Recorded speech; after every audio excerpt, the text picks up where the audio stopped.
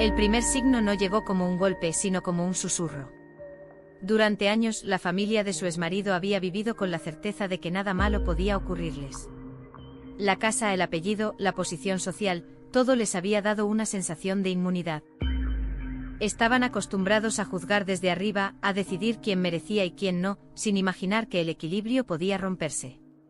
Pero el karma rara vez avisa con estruendo. Prefiere comenzar por las grietas. La suegra fue la primera en notarlo. Una mañana, al revisar las cuentas, descubrió que los números ya no cerraban. Deudas pequeñas al principio. Préstamos que habían pedido con ligereza, seguros de poder cubrirlos después. Un negocio familiar que llevaba meses generando menos ingresos, aunque nadie se atrevía a decirlo en voz alta. Es solo una mala racha, dijo, como si repetirlo pudiera convertirlo en verdad. Pero las malas rachas no duran tanto cuando no son rachas sino consecuencias. El exmarido también empezó a sentirlo. En el trabajo donde antes su apellido abría puertas, comenzaron las miradas incómodas. Rumores. Auditorías inesperadas. Un error antiguo que había sido ocultado con influencias, salió a la luz justo cuando menos margen tenía para defenderse. Por primera vez sintió miedo. No el miedo superficial de perder dinero, sino el miedo profundo de perder control. Mientras tanto, ella no sabía nada de esto. O mejor dicho, no necesitaba saberlo. Su vida había entrado en una etapa distinta. No más tranquila, pero sí más honesta. Cada día estaba lleno de esfuerzo real, trabajo, estudio, crianza. Sin espectadores. Sin aplausos. Sin juicios ajenos. Había aprendido a medir el tiempo de otra forma. Ya no en función de lo que otros esperaban, sino de lo que su hijo necesitaba y de lo que ella podía construir. Una tarde, al salir de clases, recibió una llamada desconocida. Dudó antes de contestar. Era una antigua vecina de la familia de su exmarido. No sé si debería llamarte, dijo la mujer, pero pensé que tenías derecho a saberlo. Ella escuchó en silencio. La casa. La misma casa de la que la habían expulsado años atrás, aquella que no era su lugar, estaba en venta. No por decisión estratégica, sino por necesidad. Las deudas se habían acumulado. Los bancos ya no negociaban. No había más margen. Colgó sin comentar nada. No sintió alegría. No sintió revancha. Sintió una calma extraña. Recordó el día en que se fue de esa casa con una maleta vieja y un niño en brazos. Recordó cómo le dijeron que no merecía estar allí, que no era parte de la familia, que no tenía derecho a nada. Y ahora, sin que ella hubiera movido un solo dedo, esa casa dejaba de pertenecerles. El karma no necesitaba testigos. Solo tiempo. En los meses siguientes, la caída fue más evidente. El exmarido empezó a buscarla con excusas mal disimuladas. Primero mensajes formales sobre el niño. Luego preguntas personales. Después silencios largos, esperando que ella fuera quien los rompiera. Ella respondió solo lo necesario. Sin rencor. Sin nostalgia. Había aprendido algo esencial: no todo lo que vuelve merece ser recibido. La suegra, por su parte, atravesaba su propio derrumbe.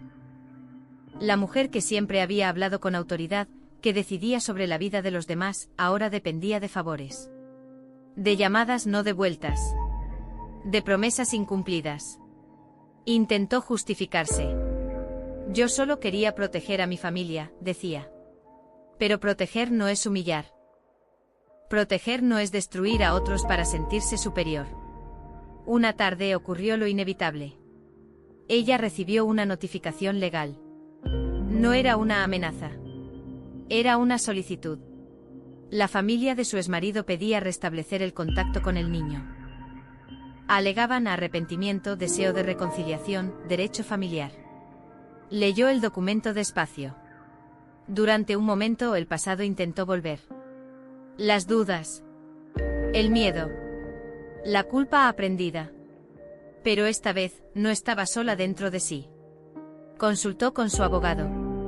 Presentó pruebas. Registros. Informes psicológicos que demostraban el impacto emocional de los años de violencia verbal y desprecio. No habló desde el dolor. Habló desde la protección.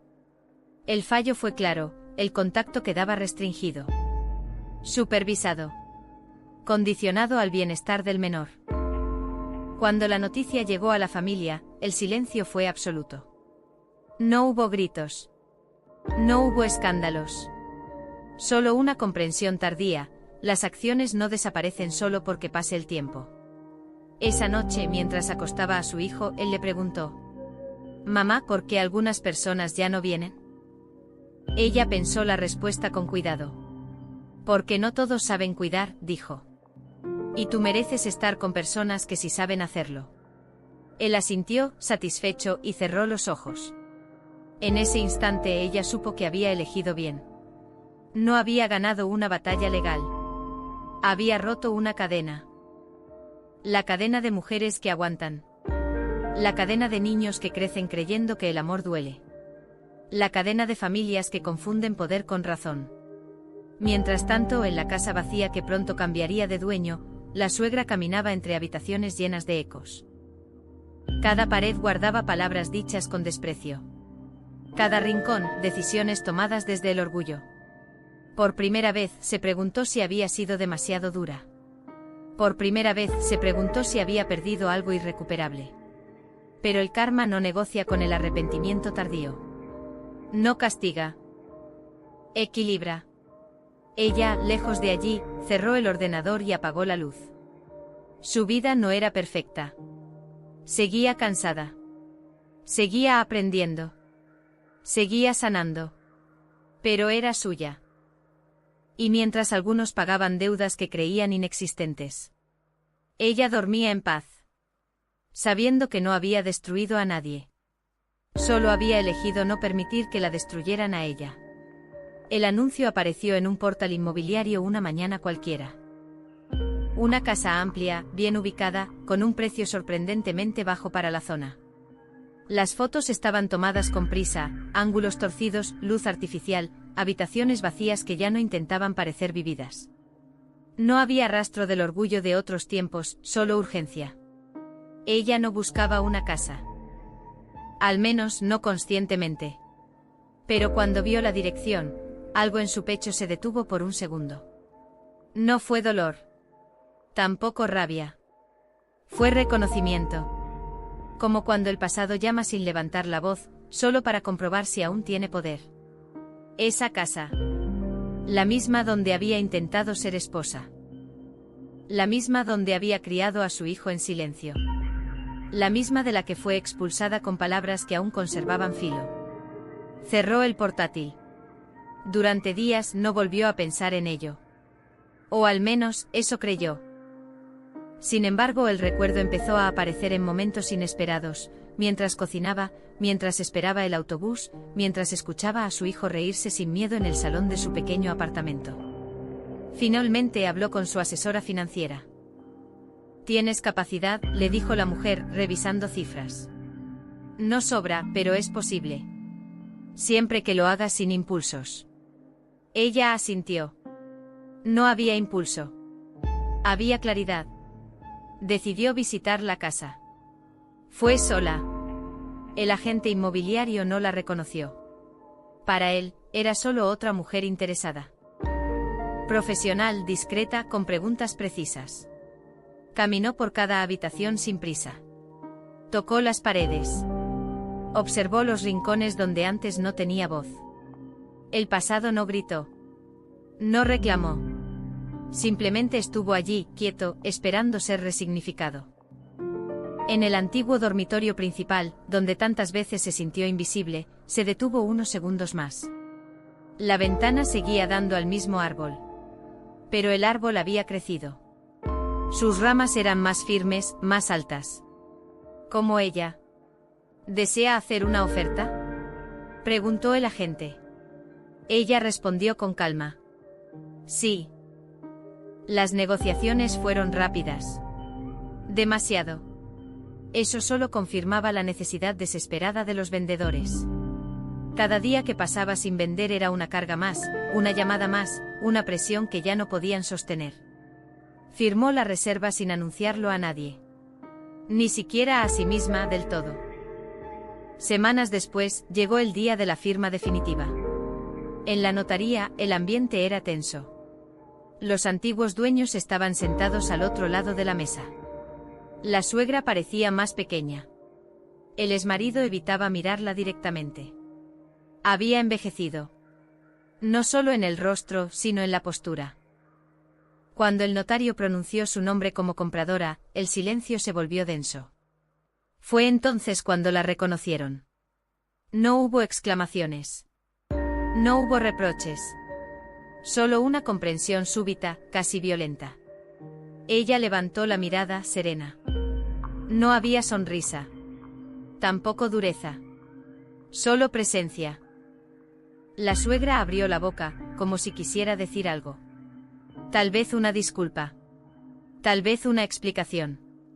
Tal vez una última tentativa de recuperar dignidad. Pero no dijo nada. El bolígrafo pasó de mano en mano. Cuando la firma quedó estampada, la casa dejó de ser de ellos. Sin ceremonias. Sin dramatismo. Solo un cambio legal que en realidad era mucho más que eso. Era un cierre. Al salir, el exmarido se acercó. Nunca pensé que empezó. Ella lo miró. Yo tampoco, respondió. Pero aquí estamos. No hubo reproches. No hubo preguntas. No había nada más que decir. Días después, volvió a la casa con su hijo. Entraron juntos. Él miraba curioso, sin historia previa que lo condicionara. ¿Aquí vamos a vivir?, preguntó. Aquí vamos a empezar algo nuevo, corrigió ella. Decidió no ocupar de inmediato todas las habitaciones. Algunas puertas quedaron cerradas durante semanas. No por miedo, sino por respeto al proceso. Sanar no es borrar, es transformar. Pintó las paredes de colores claros. Cambió los muebles. Abrió ventanas que antes permanecían cerradas. La casa comenzó a respirar distinto. Los vecinos, al reconocerla, reaccionaron con sorpresa. Algunos recordaban la historia. Otros solo habían escuchado fragmentos deformados. Con el tiempo las miradas cambiaron. Ya no era la ex. Ya no era la que se fue. Era la mujer que volvió sin pedir permiso, sin escándalo, sin necesidad de demostrar nada. En redes sociales y en círculos profesionales, su historia empezó a circular. No como chisme, sino como ejemplo. Conferencias. Entrevistas. Invitaciones a hablar sobre resiliencia, sobre límites, sobre reconstrucción. Ella aceptó algunas. Rechazó otras. No quería ser un símbolo. Quería ser coherente. Mientras tanto, la familia de su exmarido se desmoronaba en silencio. El apellido, antes tan respetado, ahora era sinónimo de caída. Los escándalos, las deudas, la casa perdida, todo formaba parte de una narrativa que ya no podían controlar. Nadie los atacó. Nadie los humilló. Simplemente dejaron de importar. Una tarde la suegra pidió verla. Ella aceptó. Se sentaron frente a frente en la cocina renovada. El mismo espacio donde años atrás, ella no tenía derecho a opinar. No vine a reclamar nada, dijo la mujer con voz cansada. Solo quería entender. Ella escuchó. ¿Entender qué?, preguntó. ¿Cómo pudiste levantarte después de todo? Ella pensó unos segundos. Porque no tuve otra opción, respondió. Y porque dejé de esperar que ustedes cambiaran. No hubo lágrimas. No hubo perdón explícito. Pero hubo algo más valioso, ¿verdad? Cuando la suegra se fue, la casa quedó en silencio. Un silencio distinto al de antes. No vacío. Pleno. Esa noche, mientras cerraba las luces, ella recorrió las habitaciones. Cada paso confirmaba algo que había aprendido tarde, pero bien, la dignidad no se hereda, se construye. La casa ya no era un símbolo de rechazo. Era un territorio recuperado. Y así, sin venganzas, sin discursos grandilocuentes, sin necesidad de aplausos, el ciclo se cerró. La familia que una vez presumió de perfección perdió su fachada. La mujer que fue despreciada ganó respeto sin exigirlo. Porque el karma no necesita espectáculo. Solo paciencia. Y ella finalmente había aprendido a esperar sin sufrir. A avanzar sin odio. Y a habitar su propia historia. Con la cabeza en alto y el corazón en paz. El reconocimiento no llegó de inmediato. No apareció con titulares ruidosos ni con aplausos exagerados. Llegó de una forma mucho más sutil, casi imperceptible, como llegan las cosas que realmente importan, en el cambio de miradas, en el tono de las conversaciones, en la manera en que la gente empezó a pronunciar su nombre. Al principio, ella no lo notó. Seguía levantándose temprano, preparando el desayuno, llevando a su hijo a la escuela, cumpliendo con su trabajo. La casa nueva ya no se sentía extraña. Había dejado de ser un símbolo y se había convertido en hogar.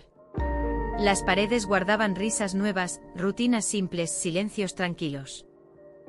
Pero fuera de esas paredes, algo estaba cambiando. En una reunión profesional, una colega la presentó diciendo: "Ella es un ejemplo de constancia y liderazgo". La frase quedó flotando unos segundos más de lo habitual. Ella sonrió con cortesía, sin corregir ni exagerar. Había aprendido que el respeto verdadero no necesita ser confirmado, solo sostenido.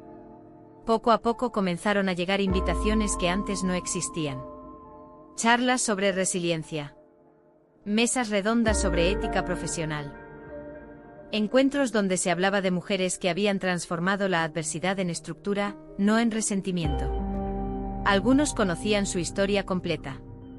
Otros solo fragmentos. Ella nunca la contó entera.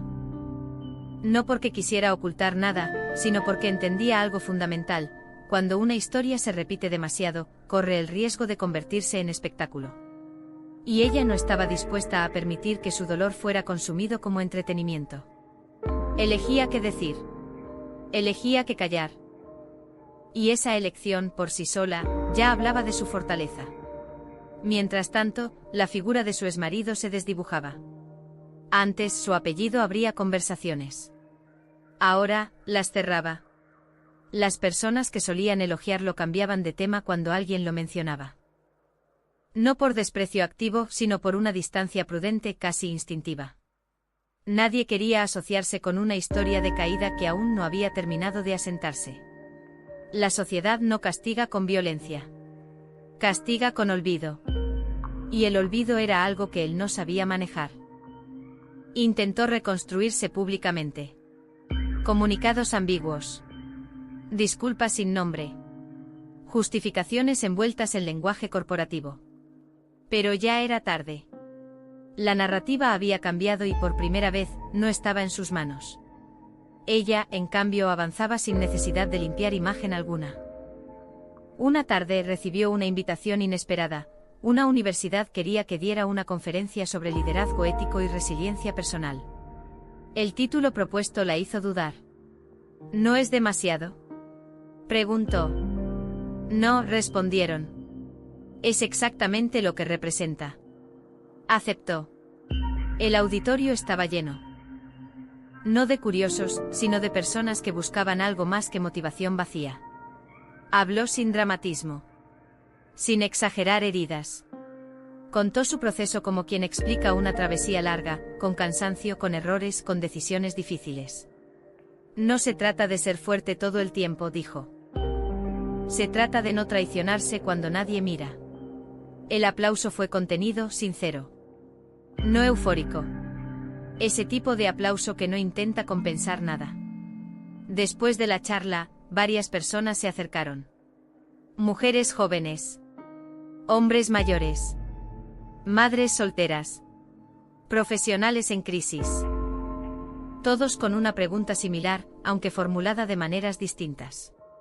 ¿Cómo supiste cuándo irte? ¿Cómo evitaste llenarte de odio? ¿Cómo protegiste a tu hijo sin destruirte? Ella no tenía respuestas universales.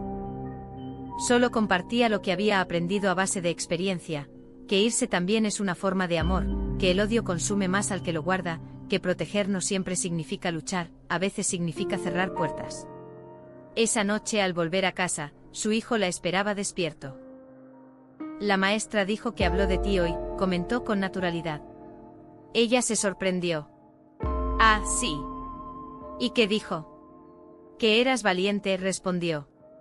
Y que eso se aprende. Ella lo abrazó sin decir nada más.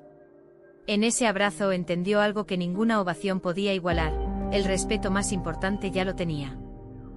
Con el tiempo su historia dejó de estar ligada al escándalo. Empezó a ser citada como referencia. Como ejemplo de límites sanos. De dignidad sin estridencias. Las personas ya no la miraban con compasión. La miraban con consideración. Y eso marcaba toda la diferencia. Un día, en un evento social, se cruzó con alguien del pasado. Una conocida de la familia de su exmarido. La mujer la observó unos segundos antes de hablar. Al final, tenías razón, dijo. Ella no preguntó sobre qué. No, respondió. Solo seguí adelante. La conversación terminó ahí. No necesitaba validación tardía. En los medios el apellido de aquella familia apareció por última vez en una nota breve. Venta de activos. Reestructuración forzada. Ningún adjetivo. Ninguna explicación. Un cierre administrativo para una caída moral que había comenzado años atrás. Ella leyó la noticia sin detenerse demasiado. Cerró la página y volvió a su trabajo. Había aprendido a no alimentar historias que ya no le pertenecían. Esa noche, mientras caminaba por la casa, se dio cuenta de algo curioso, ya no sentía la necesidad de demostrar que había superado nada. Había dejado de definirse en oposición a su pasado. Ahora se definía por lo que construía cada día. El respeto social no se había ganado con discursos ni con venganza. Había llegado como llegan las cosas que están bien hechas, despacio, sin ruido, quedándose. Porque el respeto verdadero no se exige. No se mendiga. No se impone. Se cultiva. Y ella, sin proponérselo, se había convertido en una mujer a la que otros escuchaban no por lástima, ni por morbo, sino por coherencia. Mientras algunos perdían su nombre. Ella construía uno nuevo. No más grande. No más visible. Más limpio. Y así, sin cerrar puertas con violencia, sin reclamar justicia a gritos, sin convertir su historia en un arma, avanzó hacia una etapa distinta de su vida. Una etapa donde ya no era la que sobrevivió, sino simplemente la mujer que eligió vivir con dignidad. Hubo un momento casi imperceptible en el que ella dejó de mirar hacia atrás. No fue una decisión consciente ni un gesto solemne. Simplemente ocurrió. Una mañana se despertó, preparó el café, escuchó a su hijo hablar sobre un proyecto escolar y se dio cuenta de que por primera vez en muchos años, su mente no regresaba automáticamente al pasado. El recuerdo seguía existiendo. Pero ya no dirigía su vida. Esa fue la verdadera victoria. La casa, ahora completamente transformada, respiraba cotidianidad. No había rincones cargados de simbolismo ni espacios intocables. Cada habitación tenía una función clara, un uso real. La sala era un lugar de encuentro. La cocina, un espacio de conversación. El antiguo dormitorio principal, que antes representaba silencio y soledad, se había convertido en un estudio lleno de luz. Nada estaba allí para demostrar nada a nadie. Era simplemente vida. En el ámbito profesional, ella había alcanzado una estabilidad que no dependía de la aprobación externa. Ya no trabajaba para ser validada, sino para construir algo coherente con sus valores. Rechazaba proyectos que no respetaban sus límites. Aceptaba solo aquellos que le permitían crecer sin traicionarse. Algunos la consideraban exigente. Otros, difícil. Ella lo llamaba claridad. Una tarde, mientras revisaba documentos, recibió un correo inesperado. Provenía de una organización internacional dedicada a programas de apoyo para mujeres que salían de entornos familiares abusivos. Habían seguido su trayectoria. Querían que colaborara como asesora. Leyó el mensaje 2 veces. No se trataba de protagonismo. no de contar su historia una vez más. Se trataba de usar lo aprendido para evitar que otras repitieran el mismo camino en soledad. Aceptó. Las reuniones fueron sobrias, enfocadas, profesionales. Hablaban de protocolos, de protección legal, de acompañamiento emocional. Ella aportaba algo que no se aprende en libros, la comprensión profunda de lo que significa reconstruirse sin red. No hablaba desde la herida. Hablaba desde la experiencia integrada. Mientras tanto, su hijo crecía en un entorno que jamás había conocido antes, uno donde no se gritaba, donde los desacuerdos se hablaban, donde el afecto no era condicionado. Un día, al volver de la escuela, le preguntó: «Mamá, ¿las familias siempre son iguales?».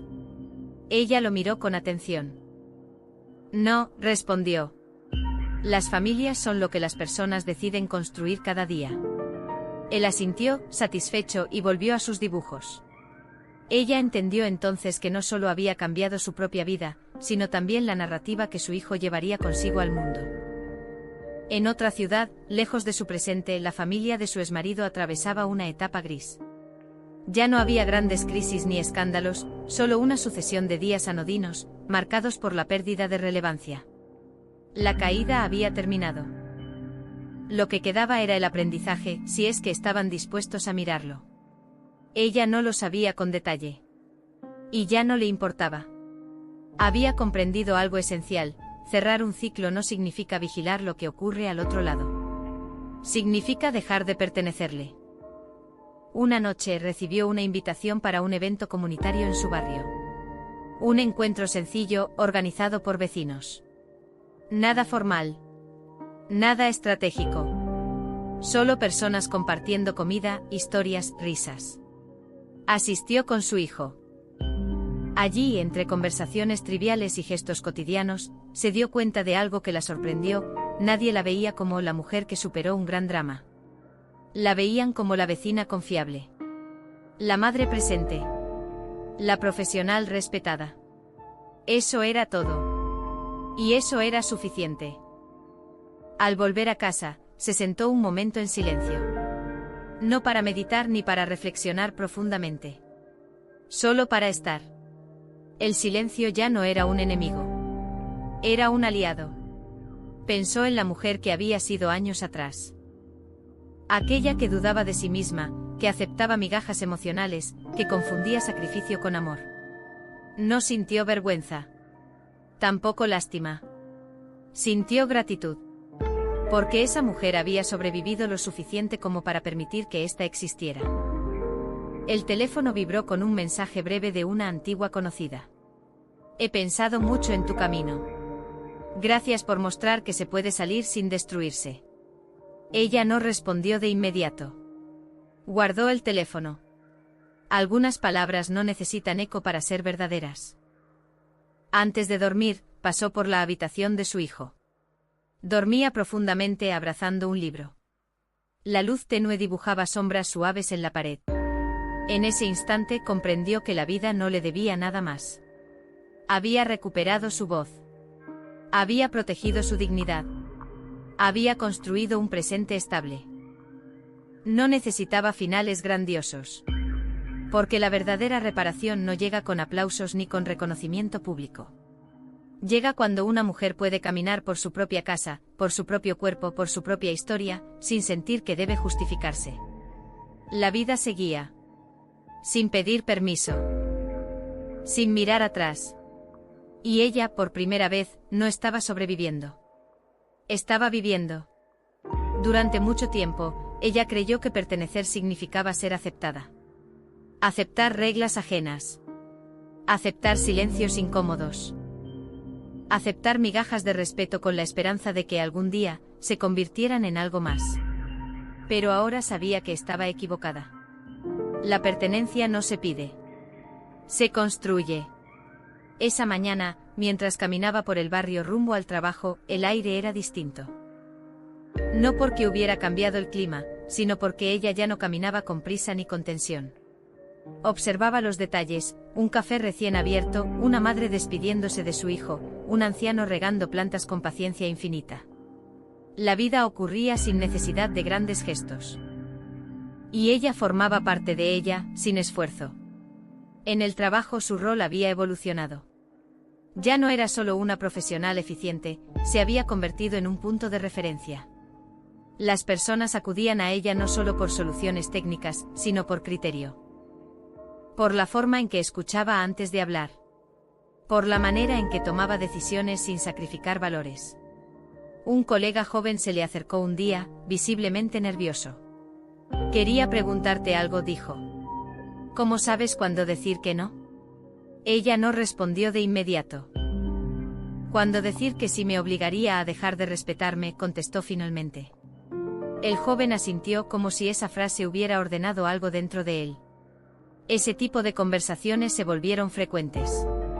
Ella no las buscaba, pero tampoco las evitaba.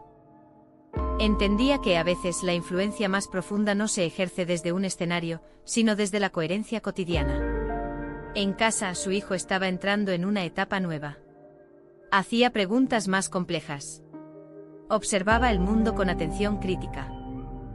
Un día, mientras hacían la tarea juntos, le preguntó: «Mamá, ¿tú alguna vez tuviste miedo de quedarte sola?» Ella lo miró con ternura. «Sí», respondió. «Pero aprendí que estar sola no es lo mismo que estar vacía». Él pensó unos segundos. «Entonces no suena tan mal». Ella sonrió. Había logrado algo que durante años creyó imposible: romper el miedo heredado. No solo para ella, sino para la siguiente generación. Un fin de semana, decidió ordenar documentos antiguos. No por nostalgia, sino por practicidad. Entre papeles legales y carpetas olvidadas, encontró algunas fotografías del pasado. Bodas. Reuniones familiares. Sonrisas que ahora lo sabía, estaban llenas de tensión oculta. Las observó sin tristeza. No las rompió. No las guardó con especial cuidado. Simplemente las dejó ir. El pasado ya no necesitaba ser revisado para validarse ni para condenarse. Había cumplido su función: enseñarle quién no quería volver a ser. En otra parte de la ciudad, su exmarido llevaba una vida discreta. No había grandes tragedias, pero tampoco grandes triunfos. La arrogancia había sido reemplazada por una resignación silenciosa. A veces pensaba en ella. No con rencor, sino con una mezcla de confusión y arrepentimiento tardío. Nunca se atrevió a escribirle. Tal vez intuía que ya no había espacio para eso. Ella, por su parte, no sentía superioridad. Tampoco pena. Solo una distancia sana, definitiva. Comprendía que cada quien vive las consecuencias de las decisiones que toma, no como castigo sino como resultado. Una tarde fue invitada a participar en un pequeño proyecto comunitario, un programa de mentoría para mujeres que iniciaban nuevas etapas de vida después de rupturas difíciles. No era un gran evento ni una iniciativa mediática. Era algo local, humano, concreto. Aceptó sin dudar. Las reuniones se realizaban en una sala sencilla. No había discursos elaborados. Solo conversaciones honestas. Ella escuchaba más de lo que hablaba. Cuando intervenía, lo hacía con precisión, sin promesas vacías. No todo mejora rápido, decía. Pero todo se aclara cuando dejan de traicionarse. Las mujeres no salían eufóricas. Salían más firmes. Eso le bastaba. Una noche, al regresar a casa después de una de esas reuniones, se sentó en el sofá con una taza de té. El silencio la envolvía sin pesar. Pensó en la palabra hogar. Antes, hogar era un lugar que debía ganarse. Ahora, hogar era donde podía respirar sin justificarse. Miró alrededor. No había lujo excesivo. No había perfección. Pero había estabilidad, honestidad, cuidado. Había pertenencia. En ese instante comprendió algo que cerró definitivamente el ciclo: nunca había perdido su lugar. Simplemente había estado en el sitio equivocado, tratando de encajar donde no había espacio para su dignidad. El lugar al que pertenecía no estaba definido por un apellido, una casa o una aprobación externa. Estaba definido por sus límites. Por sus valores. Por la paz que había construido paso a paso. Antes de ir a dormir, Escribió unas líneas en un cuaderno. No como catarsis, sino como registro. No necesito que nadie reconozca lo que he superado. Lo importante es que yo no vuelva a olvidarlo. Cerró el cuaderno. Apagó la luz. La historia no terminaba allí. Pero ya no necesitaba ser contada como una lucha. Era simplemente la vida de una mujer que había aprendido a elegirse. Y ese, finalmente, era el lugar al que siempre había pertenecido. La calma no apareció de repente. No fue una revelación ni un momento luminoso que pudiera señalarse con precisión. Fue más bien un proceso lento, casi invisible, como cuando el cuerpo deja de doler después de una herida larga y uno solo se da cuenta cuando ya no necesita protegerla. Ella empezó a notarlo en los pequeños gestos. En la forma en que respiraba sin darse cuenta. En cómo tomaba decisiones sin consultar mentalmente voces ajenas.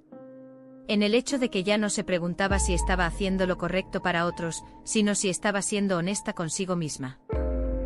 Una mañana, mientras caminaba hacia el trabajo, se dio cuenta de que había olvidado completamente una fecha que antes la paralizaba, el aniversario de su divorcio.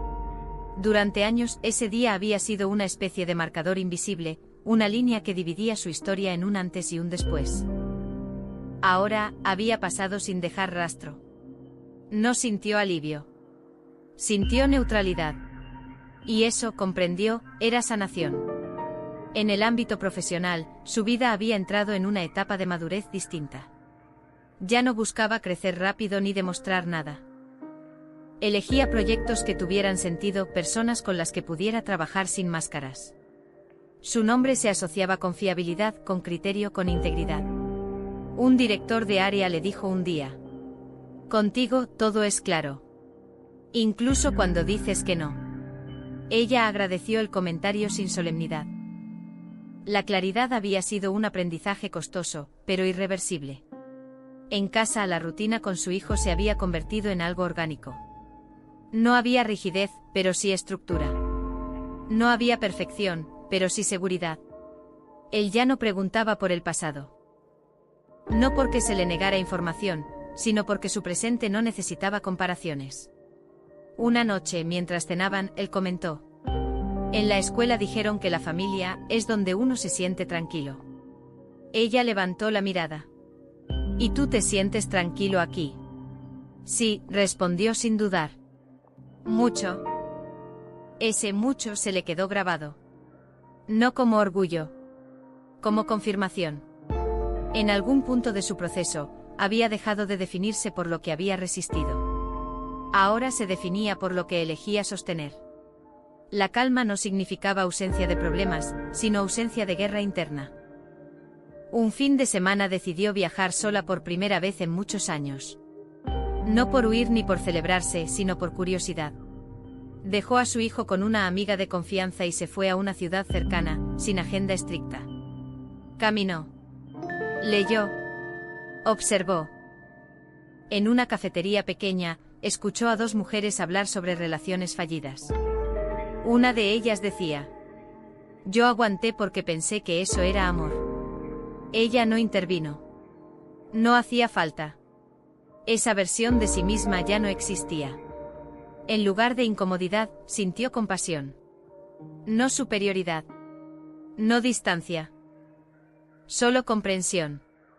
Había cruzado un umbral invisible, el punto en el que el dolor deja de ser identidad. Esa noche en la habitación del hotel, se miró en el espejo con detenimiento. No buscaba defectos ni aprobación. Se reconocía. Las líneas nuevas en el rostro no le molestaron. Eran marcas de haber vivido con intensidad, no de haberse perdido. Pensó en todo lo que ya no hacía. Ya no justificaba faltas de respeto. Ya no negociaba límites. Ya no explicaba decisiones que no necesitaban explicación. Y pensó en todo lo que ahora sí hacía. Descansaba sin culpa. Decía no sin miedo. Decía sí solo cuando era auténtico. Al volver a casa, encontró un mensaje inesperado en su correo. Era de alguien que no veía desde hacía años, una conocida lejana de la familia de su exmarido. El mensaje era breve, torpe, lleno de silencios entre líneas. Solo quería decirte que ahora entiendo muchas cosas. Ella lo leyó una vez. No respondió. No porque guardara rencor, sino porque ya no sentía la necesidad de cerrar conversaciones que la vida había cerrado sola. Comprendió algo importante: no todas las historias requieren diálogo final. Algunas se resuelven cuando dejan de afectarnos. En los días siguientes, retomó su rutina con una sensación distinta. No había tensión de fondo. No había expectativa constante. La calma se había instalado como una base sólida, no como un estado frágil. Una tarde, mientras ordenaba la casa, encontró el cuaderno donde años atrás había escrito pensamientos caóticos, preguntas sin respuesta, miedos que parecían insuperables. Lo hojeó sin prisa. Le sorprendió no reconocerse del todo en esas páginas. No con rechazo. Con distancia. Como se observa a alguien que fue importante, pero que ya no se es. Cerró el cuaderno y lo guardó en una caja. No como reliquia. Como registro de un camino recorrido. Antes de dormir, se sentó un momento en silencio. No para analizar nada. Solo para estar. La calma no necesitaba ser entendida. Solo habitada. Pensó en el futuro, pero sin ansiedad. Sabía que habría desafíos, cambios, momentos difíciles. Pero también sabía algo fundamental: ya no se perdería a sí misma en el proceso. Había aprendido a volver. La calma que ahora la acompañaba no era pasividad. Era fuerza contenida. Era la certeza de que, pase lo que pase, no volvería a aceptar una vida donde tuviera que encogerse para encajar. Apagó la luz con esa certeza. No como promesa. Como realidad. La historia continuaba, sí. Pero por primera vez, no necesitaba capítulos dramáticos para tener sentido. La calma, entendió finalmente, no era el final del viaje. Era el terreno firme desde el cual todo lo demás podía empezar. Durante mucho tiempo ella creyó que las decisiones importantes eran aquellas que cambiaban el rumbo visible de la vida: irse o quedarse, casarse o divorciarse, hablar o callar. Pensaba que elegir siempre implicaba ruido, consecuencias inmediatas, reacciones ajenas. Pero ahora sabía algo distinto. Las decisiones más profundas suelen ser silenciosas. Y casi nadie las ve. Esa mañana al despertarse no ocurrió nada extraordinario. Preparó el desayuno, revisó su agenda, dejó una nota para su hijo antes de salir. Todo era cotidiano. Sin embargo, dentro de esa rutina había una diferencia esencial: cada gesto nacía de una elección consciente, no de una reacción automática. Había dejado de vivir en modo defensa. En el trabajo recibió una propuesta tentadora. Un proyecto bien remunerado con visibilidad, pero que implicaba colaborar con personas cuya ética conocía demasiado bien. Antes, habría dudado. Habría considerado el beneficio, la oportunidad, la opinión ajena. Esta vez no. Leyó el contrato con calma. Pensó unos minutos. Y dijo no. No explicó demasiado. No buscó justificar su decisión con argumentos elaborados. Simplemente agradeció y cerró la conversación. Al colgar, no sintió miedo. Sintió coherencia. Comprendió entonces que la libertad no consiste en tener muchas opciones, sino en poder rechazar las que no resuenan con quien una es. Esa tarde caminó hasta la escuela para recoger a su hijo. Él salió corriendo con la mochila desordenada y una sonrisa abierta. En el trayecto de regreso, habló sin parar sobre un trabajo en grupo, sobre un compañero nuevo, sobre un desacuerdo que había tenido y cómo lo habían resuelto. No me gritó, dijo. Hablamos y ya. Ella lo escuchó con atención. Ese y ya tenía un peso enorme. Era la prueba de que estaba creciendo en un entorno donde el conflicto no significaba peligro, sino posibilidad de entendimiento. En casa, mientras hacían la tarea, él levantó la vista y preguntó: «Mamá, ¿tú siempre sabes qué es lo correcto?» Ella sonrió levemente. «No», respondió. «Pero siempre intento escucharme antes de decidir». Él pareció conforme con esa respuesta. Había aprendido que no necesitaba una madre perfecta, sino una madre honesta. En los días siguientes notó algo curioso: la gente ya no intentaba cruzar sus límites. No porque ella los defendiera con dureza, sino porque su postura era clara. No daba explicaciones innecesarias. No se disculpaba por cuidarse. No prometía lo que no estaba dispuesta a cumplir. La claridad había hecho su trabajo. Una noche, al revisar correos antiguos, encontró mensajes de años atrás. Conversaciones donde se disculpaba por sentir, por pedir, por existir. Los leyó sin juicio. Reconocía en esas palabras a una mujer que todavía creía que debía ganarse el derecho a ser respetada. Cerró la carpeta sin borrarla. No renegaba de ese pasado. Lo honraba por haberla traído hasta aquí. El fin de semana asistió a una reunión pequeña del programa comunitario donde colaboraba. No había agenda rígida. Solo mujeres compartiendo avances, dudas, retrocesos. Una de ellas habló con voz temblorosa. A veces me siento culpable por estar mejor. Como si no lo mereciera. Ella la miró con suavidad. La culpa aparece cuando confundimos amor con sacrificio, dijo. Estar mejor no le quita nada a nadie. El silencio que siguió no fue incómodo. Fue revelador. De regreso a casa, pensó en cuántas veces había postergado su bienestar por miedo a parecer egoísta. Ahora entendía que cuidarse no era un acto individualista, sino una responsabilidad. Sobre todo cuando había un niño observando cada elección. Esa noche, mientras su hijo dormía, se sentó en el salón con una libreta. No para planear el futuro ni para analizar el pasado. Escribió una sola pregunta. ¿Estoy eligiendo desde el miedo o desde la verdad? No necesitó responderla por escrito. La respuesta se reflejaba en su vida. En algún lugar de la ciudad, su exmarido tomaba decisiones muy distintas. Aceptaba trabajos que no le gustaban. Mantenía relaciones por conveniencia. Evitaba mirarse de frente. No era una tragedia. Era una consecuencia. Ella no lo juzgaba. Tampoco lo comparaba. Había aprendido que cada quien vive según el nivel de conciencia que puede sostener. Un domingo por la mañana, salió a caminar sola. El barrio estaba tranquilo. Pensó en la palabra futuro. Ya no le producía ansiedad. Tampoco ilusión desmedida. Era simplemente un espacio abierto sin urgencias. Se dio cuenta de que no estaba esperando nada grandioso. Y eso la hacía libre. La vida no le debía compensaciones. Ella no le debía sacrificios. Al volver, encontró a su hijo dibujando en el suelo. Se acercó y vio que había dibujado una casa, dos figuras y un sol grande. ¿Quiénes son?, preguntó. Nosotros, respondió. Y el sol porque aquí siempre está claro. Ella sintió un nudo suave en el pecho. No de emoción desbordada, sino de sentido. Ese dibujo sencillo y honesto, resumía todo lo que había elegido construir. Esa noche, antes de dormir, pensó en algo que antes la habría inquietado. Nadie estaba mirando su vida con lupa. Nadie estaba evaluando sus decisiones. No había público. No había jueces. Y sin embargo elegía bien.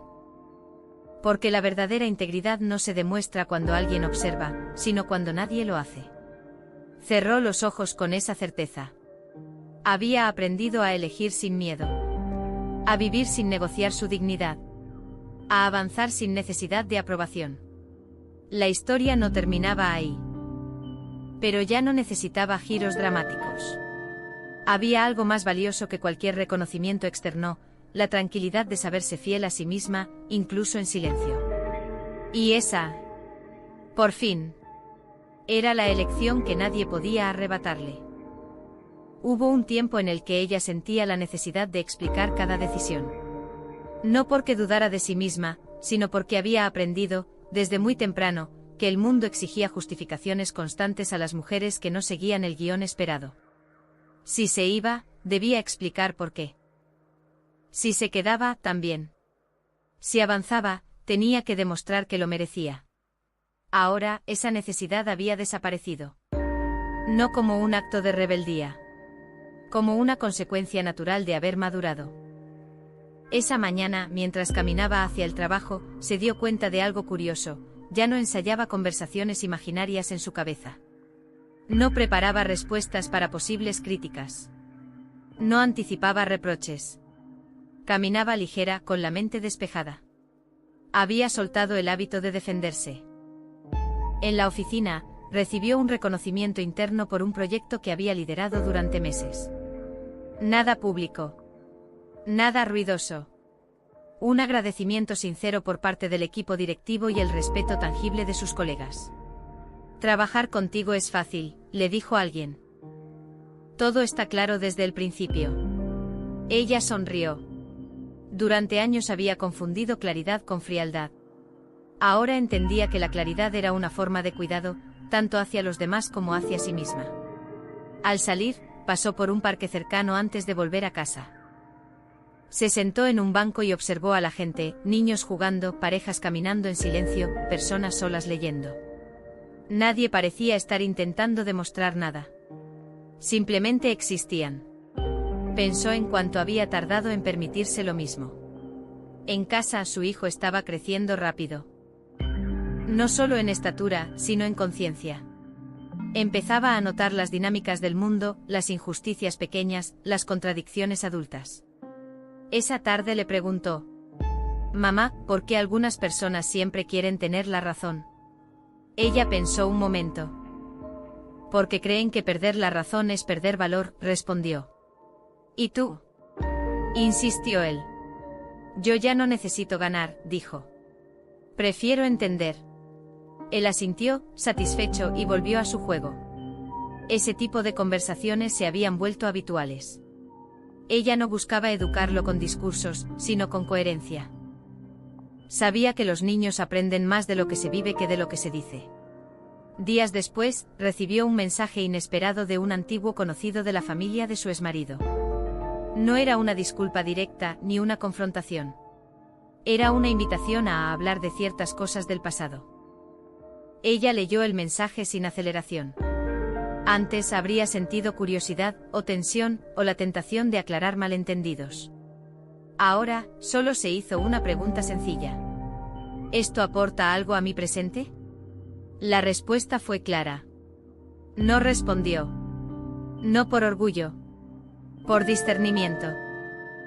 Había aprendido que no todas las puertas que se abren merecen ser cruzadas, especialmente aquellas que conducen a habitaciones donde ya no queda nada valioso. Esa noche, mientras preparaba la cena, pensó en la palabra cierre. Durante mucho tiempo creyó que cerrar ciclos implicaba conversaciones finales, explicaciones completas, reconocimientos tardíos. Ahora sabía que el cierre más profundo ocurre cuando algo deja de tener poder sobre una. No necesitó perdón externo. No necesitó disculpas. No necesitó reivindicación. El silencio había hecho su trabajo. Un fin de semana, asistió a una pequeña reunión familiar de una amiga. Personas sencillas, conversaciones honestas. Nadie conocía su historia completa. Nadie la miraba con expectativas especiales. Era una más. Y eso le resultó profundamente liberador. Se dio cuenta de que ya no necesitaba ser admirada. Ni comprendida. Ni validada. Bastaba con ser respetada en lo esencial, empezando por ella misma. En algún punto de la conversación, alguien comentó: «Hay que demostrarle al mundo quién eres». Ella sonrió pero no intervino. Sabía que ya había pasado esa etapa. Demostrar cansa. Vivir convence. Al volver a casa, se sentó a escribir unas líneas en su cuaderno. No para registrar emociones intensas, sino para anclar una certeza. No todo merece respuesta. No todo merece explicación. Mi paz no es negociable. Cerró el cuaderno con calma. Antes de dormir, pasó por la habitación de su hijo. Dormía profundamente, respirando con tranquilidad. Lo observó unos segundos más de lo habitual. Entendió que la mayor herencia que podía darle no era estabilidad económica ni discursos correctos, sino una madre en paz consigo misma. Una madre que no se desbordaba. Que no se anulaba. Que no vivía en guerra. En la quietud de la noche, pensó en todo lo que había cambiado sin ruido. En cómo había pasado de necesitar aprobación a confiar en su propio criterio. De vivir reaccionando a vivir eligiendo. Nada necesitó demostrarse. Nada necesitó ser proclamado. La vida simplemente se había ordenado alrededor de decisiones pequeñas, constantes, firmes. Y en ese orden silencioso, ella había encontrado algo que durante años creyó inalcanzable, una libertad que no dependía de circunstancias externas, sino de la relación que había construido consigo misma. Apagó la luz sin pensamientos pendientes. Sabía que el mundo seguiría siendo complejo. Que habría conflictos, decepciones, cambios inesperados. Pero también sabía algo esencial, ya no se perdería intentando convencer a nadie de su valor. Porque cuando una mujer deja de necesitar demostrar quién es porque finalmente ha entendido que su existencia, tal como es, ya es suficiente. El escándalo no llegó de golpe. No fue una explosión repentina, sino una grieta que se abrió lentamente hasta que el edificio entero de apariencias ya no pudo sostenerse. Durante años la familia de Alejandro Montes había construido una imagen casi intocable, el hijo ejemplar, el empresario exitoso, el esposo correcto. En cada reunión social, en cada entrevista local, el apellido Montes era sinónimo de prestigio. Su madre Isabel Montes repetía con orgullo que su hijo era un hombre de valores, formado con disciplina y ética. Su padre Ricardo Montes asentía en silencio, convencido de que el estatus era una herencia tan importante como el dinero. Pero la verdad, cuando empieza a salir, no pide permiso. Todo comenzó con un rumor en redes sociales. Una cuenta anónima publicó una fotografía borrosa, Alejandro entrando a un hotel discreto, de la mano de una mujer joven que no era su esposa. Al principio, la familia lo desestimó. Gente envidiosa, dijo Isabel. Montajes, afirmó Ricardo. Incluso Alejandro negó todo con una calma estudiada, esa misma calma que había usado durante años para ocultar su doble vida. Sin embargo, esta vez era diferente. A los pocos días apareció otro mensaje. Luego otro. Conversaciones privadas, capturas de pantalla, fechas, transferencias bancarias. No era una historia aislada. Eran varias. Demasiadas para negar. Los medios digitales comenzaron a investigar. Un periodista local, joven pero meticuloso, conectó las piezas. No solo se trataba de infidelidades, sino de relaciones paralelas sostenidas durante años, algunas con mujeres económicamente dependientes de Alejandro. Y entonces surgió lo que nadie esperaba, un hijo. Luego otro posible caso más. La palabra consecuencias empezó a circular con fuerza. Mientras tanto, Lucía Herrera, la exesposa, observaba todo desde la distancia. No celebraba. No se vengaba. Simplemente continuaba con su vida. Trabajaba largas jornadas en su consultora social, impartía charlas sobre resiliencia femenina y acompañaba a mujeres que, como ella, habían tenido que reconstruirse después de una relación destructiva.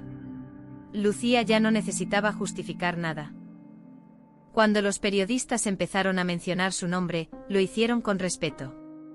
La exesposa que se fue en silencio, decían algunos titulares. Otros recordaban cómo había sido expulsada de la familia Montes con desprecio, acusada de no estar a la altura del apellido. Ahora, esas mismas palabras regresaban como un eco incómodo. En casa de los Montes, el ambiente era irrespirable. Isabel ya no atendía el teléfono. Las invitaciones sociales desaparecieron. Las amistades que antes llenaban el salón ahora brillaban por su ausencia. Ricardo, que siempre había confiado en el poder del dinero para silenciarlo todo, descubrió que había cosas que ni siquiera el dinero podía comprar: la credibilidad, el respeto, el silencio. Alejandro por primera vez se vio solo. Intentó dar una entrevista para aclarar la situación, pero fue un error. Su discurso ensayado se desmoronó ante preguntas directas. Tartamudeó. Se contradijo. El público percibió lo que Lucía había sabido desde hacía años: no era un hombre fuerte, sino un experto en fingir. La caída fue rápida. Empresas cancelaron contratos. Socios se alejaron para proteger su propia reputación. En redes sociales, el apellido Montes pasó de ser símbolo de éxito a ejemplo de hipocresía. La imagen de familia modelo se transformó en un caso de estudio sobre doble moral. Y mientras todo eso ocurría, Lucía seguía caminando con paso firme. Fue invitada a una conferencia universitaria para hablar sobre liderazgo femenino y ética personal. Al subir al escenario, no mencionó nombres. No habló de traiciones específicas. Habló de valores reales, de coherencia, de la diferencia entre reputación y carácter. El auditorio se puso de pie al final. Esa ovación no era contra nadie. Era a favor de ella. La comparación era inevitable. Mientras Alejandro trataba de justificarse, Lucía no necesitaba explicarse. Su vida hablaba por sí sola. Su trabajo, su calma, su dignidad silenciosa. En los montes la vergüenza se convirtió en rutina. Isabel, que alguna vez había dicho que Lucía no merecía formar parte de su familia, ahora evitaba mirarse al espejo. Ricardo comprendió demasiado tarde que había confundido éxito con superioridad moral. Y Alejandro empezó a entender que el verdadero juicio no venía de los medios, sino del vacío que lo rodeaba. Capítulo 17 marcó el punto de no retorno. La verdad ya estaba afuera. No como un castigo impuesto, sino como una consecuencia inevitable. Y mientras una familia veía derrumbarse el edificio de mentiras que había levantado durante años, una mujer que había sido humillada en silencio se convertía, sin buscarlo, en un referente de respeto social. No hubo gritos. No hubo venganza. Solo una lección clara: la dignidad sostenida en el tiempo siempre termina siendo más fuerte que cualquier fachada construida sobre mentiras. Y aún quedaba más por revelarse. Bit Chitit CHNG 18 BNG Ting Taiwan Na Bit Dai HN con Milte. Capítulo 18. El peso del silencio. El silencio no siempre es vacío. A veces es un peso que aplasta con más fuerza que cualquier grito. Después de que los escándalos salieran a la luz, la familia Montes descubrió que el ruido mediático era solo la primera fase. Lo verdaderamente insoportable llegó después, cuando ya nadie preguntaba, cuando los teléfonos dejaron de sonar, cuando el apellido dejó de provocar admiración y empezó a generar incomodidad. En la casa familiar, el tiempo parecía detenido. Isabel se movía por las habitaciones como una sombra. Había pasado años controlando cada detalle de la imagen pública de su hijo, corrigiendo discursos, seleccionando amistades, decidiendo quién merecía estar cerca de la familia y quién no. Ahora, esa obsesión por la apariencia se volvía contra ella. Cada mañana encendía el televisor con la esperanza irracional de que todo hubiera sido un mal sueño. Pero las noticias seguían allí, archivadas, accesibles, imposibles de borrar. Los comentarios en redes sociales no necesitaban actualizarse, bastaba con leerlos una vez para que la vergüenza se instalara como una enfermedad crónica. Ricardo, por su parte, envejeció en pocas semanas. El hombre que siempre había creído en el poder de la autoridad y del dinero ahora entendía que había perdido ambas cosas. En el pasado, una llamada suya bastaba para cerrar una boca incómoda o abrir una puerta importante. Hoy sus contactos respondían con evasivas, o simplemente no respondían. Y Alejandro vivía atrapado en una soledad que nunca había conocido. Durante años había llevado una vida fragmentada, saltando de una relación a otra, convencido de que podía sostener todas esas mentiras sin consecuencias. Había confundido inteligencia con impunidad. Ahora, cada recuerdo se convertía en un juicio interno del que no podía escapar.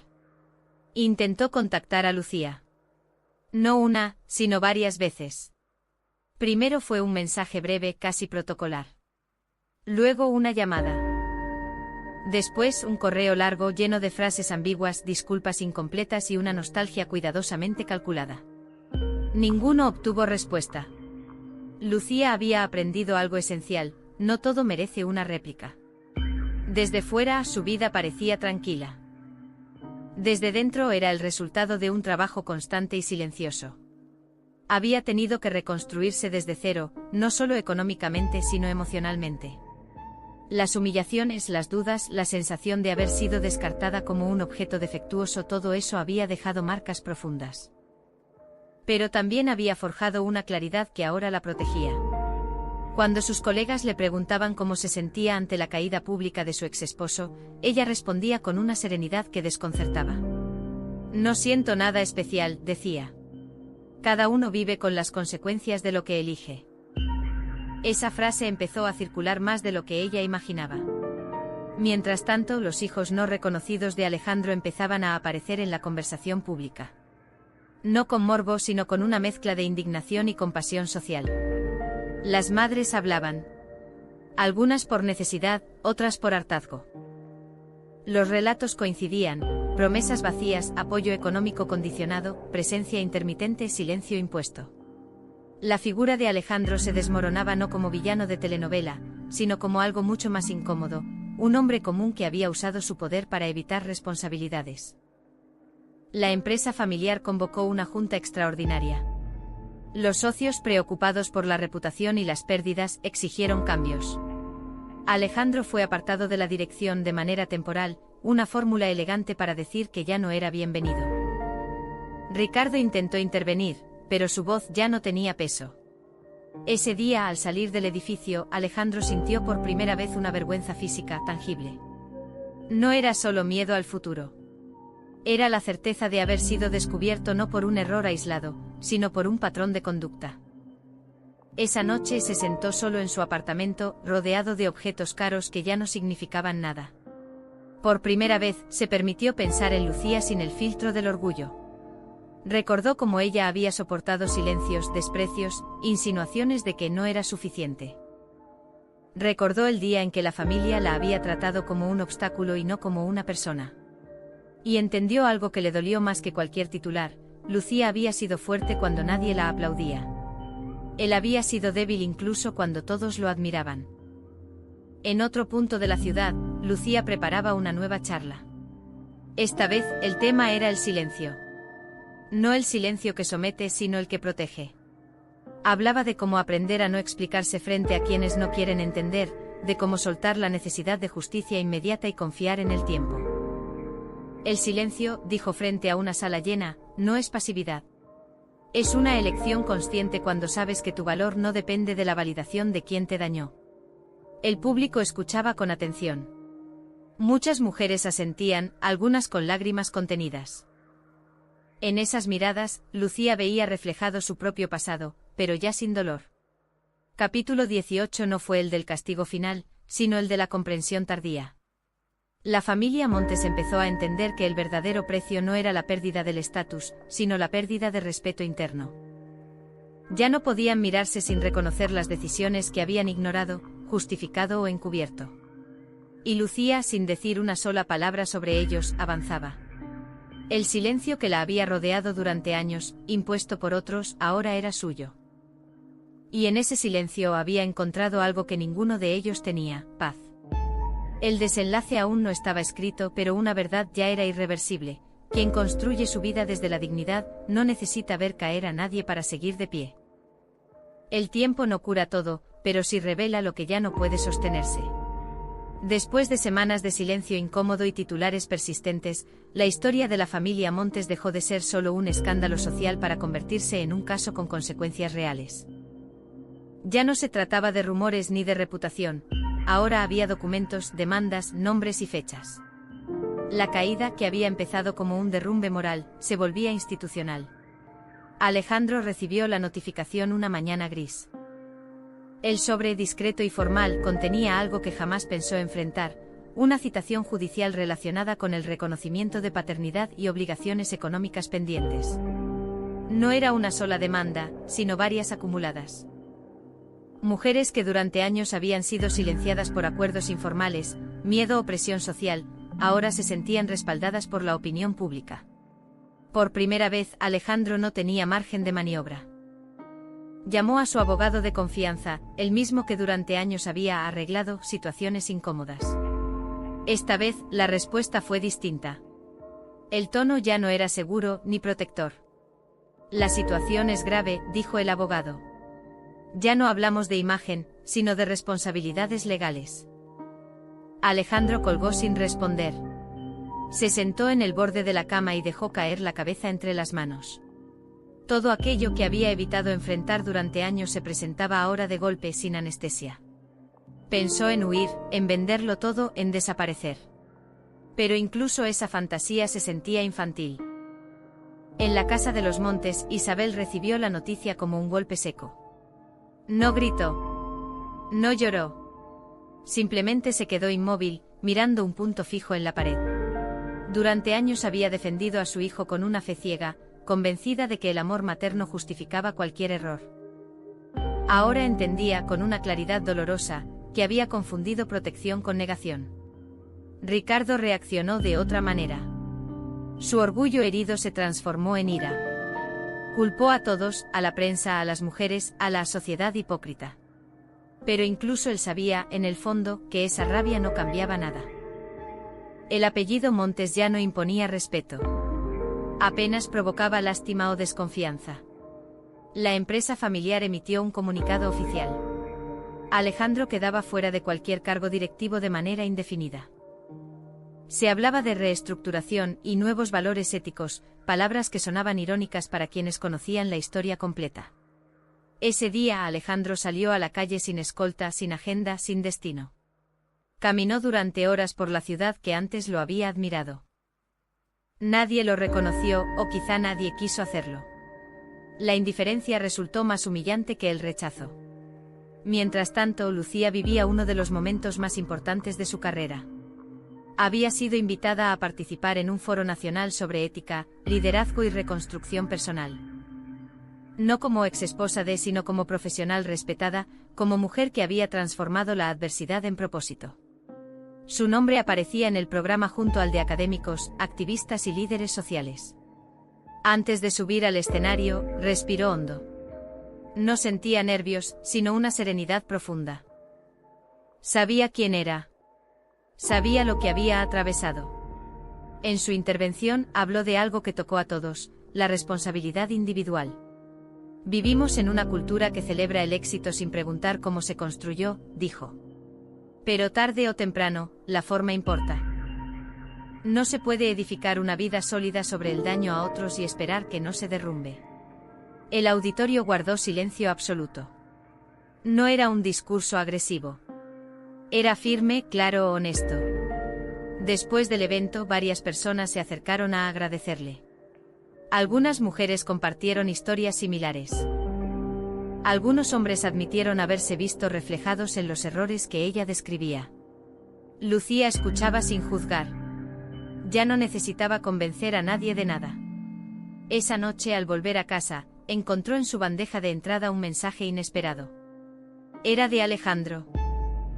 No una disculpa larga ni una justificación, solo una frase breve. Ahora entiendo lo que perdiste y lo que yo perdí. Lucía leyó el mensaje una sola vez. No respondió. No por crueldad, sino por coherencia. Hay conversaciones que llegan demasiado tarde. El proceso judicial avanzó. Las pruebas eran contundentes. Los acuerdos privados salieron a la luz. Alejandro fue obligado a reconocer a sus hijos y asumir responsabilidades que ya no podía esquivar. La imagen del hombre perfecto quedó oficialmente enterrada. Isabel dejó de asistir a eventos sociales. Ricardo vendió parte de sus propiedades para cubrir deudas legales. La casa familiar, antes llena de visitas, se volvió un espacio silencioso, casi ajeno. Allí, cada habitación guardaba recuerdos de una gloria que ya no existía. Alejandro finalmente se enfrentó a sí mismo. Sin aplausos, sin poder, sin máscaras. Y ese enfrentamiento fue más duro que cualquier sentencia. Capítulo 19 fue la caída definitiva, no porque alguien celebrara la desgracia ajena, sino porque la verdad terminó de ocupar el lugar que siempre le correspondió. Y mientras una familia aprendía, demasiado tarde, el peso real de sus decisiones, una mujer que había sido menospreciada avanzaba con paso firme hacia una vida construida desde la integridad. No hubo revancha. No hubo humillación pública buscada. Solo una justicia silenciosa, constante e inevitable. El final se acercaba y con él la última lección: nadie escapa para siempre de aquello que decide ignorar. El final no llegó con ruido. Llegó con calma. No hubo titulares estridentes ni nuevas filtraciones. Tampoco declaraciones dramáticas. Lo que quedó después de la caída fue algo mucho más profundo y definitivo: la forma en que cada persona tuvo que aprender a vivir con lo que había sido revelado. La familia Montes ya no era tema de conversación constante. Y eso, paradójicamente, fue el castigo más duro. Porque cuando el escándalo se apaga, lo único que permanece es la realidad desnuda, sin distracciones. Alejandro cumplía ahora con obligaciones que durante años había evadido. Reconocer a sus hijos no fue un acto heroico ni un gesto noble, fue una imposición legal y moral. Las visitas eran esporádicas, torpes, llenas de silencios incómodos. Los niños no lo veían como una figura admirada, sino como un adulto ausente que intentaba ocupar un lugar para el que ya llegaba tarde. Cada encuentro le recordaba algo doloroso: la autoridad no se hereda, se construye, y él no había construido nada sólido. Vivía en un apartamento más pequeño, lejos de los círculos sociales que antes lo celebraban. Algunos conocidos lo saludaban con educación distante, otros cruzaban la calle para evitarlo. Ya no despertaba interés ni odio, solo indiferencia. Y en esa indiferencia Alejandro comprendió que el verdadero fracaso no era perder prestigio, sino dejar de importar. Isabel envejeció en silencio. No físicamente, sino por dentro. Las certezas que la habían acompañado durante décadas se habían derrumbado. Siempre creyó que ser una buena madre significaba defender a su hijo a toda costa. Ahora entendía que también había sido cómplice al cerrar los ojos, al justificar lo injustificable, al humillar a quien no encajaba en su idea de familia perfecta. Recordaba a Lucía con una mezcla de vergüenza y culpa. Las frases duras, las miradas de desprecio, el día en que prácticamente la expulsaron del núcleo familiar como si fuera un error que debía borrarse. Durante mucho tiempo Isabel se había dicho que actuó por el bien de su hijo. Hoy sabía que había actuado por orgullo. Ricardo, por su parte, se volvió un hombre silencioso. Ya no daba discursos ni consejos. El dinero seguía allí aunque disminuido, pero había perdido su función principal: comprar seguridad emocional. Pasaba horas sentado en el jardín, observando sin ver realmente. En el fondo sabía que su obsesión por el estatus había sido el terreno fértil donde crecieron todas las mentiras. La casa familiar ya no imponía respeto. Era solo una casa grande llena de recuerdos incómodos. Y mientras ellos aprendían a habitar la caída, Lucía avanzaba. Su nombre ya no aparecía asociado al pasado, sino al presente y al futuro. Se convirtió en referente en temas de ética, resiliencia y liderazgo humano. No porque buscara ese lugar, sino porque su historia, contada sin rencor, tenía una fuerza que muchos necesitaban escuchar. Publicó un libro. No era una autobiografía explícita ni un ajuste de cuentas. Era una reflexión profunda sobre dignidad, límites y reconstrucción. Hablaba de cómo el respeto propio no se negocia, de cómo el amor no debe exigir la anulación personal, de cómo salir de una relación donde el valor de uno ha sido sistemáticamente negado. El libro fue bien recibido. Lectores de distintas edades se identificaron con sus palabras. Algunos decían: no sabía cómo ponerle nombre a lo que viví hasta leerte. Otros agradecían que no hubiera odio en sus páginas, solo claridad. Lucía comprendió entonces algo esencial: su historia ya no le pertenecía solo a ella. Había trascendido. Un día, al salir de una conferencia, se cruzó con alguien del pasado. Una antigua conocida de la familia Montes. La mujer dudó unos segundos antes de acercarse. Quería decirte algo, dijo con voz baja. En su momento, no te defendí. Creí lo que ellos decían. Hoy lo siento. Lucía sonrió con amabilidad. Está bien, respondió. Todos entendemos las cosas a su tiempo. Y esa respuesta era real. No nacía de superioridad ni de falsa humildad. Nacía de la paz. Porque Lucía ya no necesitaba validación tardía ni disculpas públicas. Su vida estaba completa sin ellas. En otra parte de la ciudad, Alejandro vio una entrevista de Lucía por casualidad. No cambió el canal. Escuchó. La vio hablar con serenidad, sin victimismo, sin acusaciones directas.